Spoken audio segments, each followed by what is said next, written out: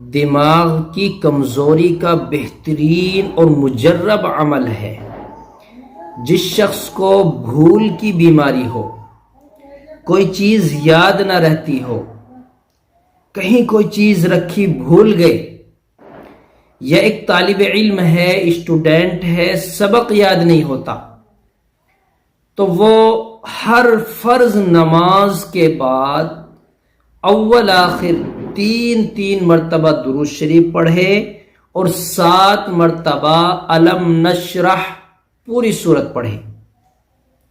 اس کا معمول بنائیں، پوری سورت 7 مرتبہ پڑھ کر پانی پر دم کریں اور اس پانی کو پئیں۔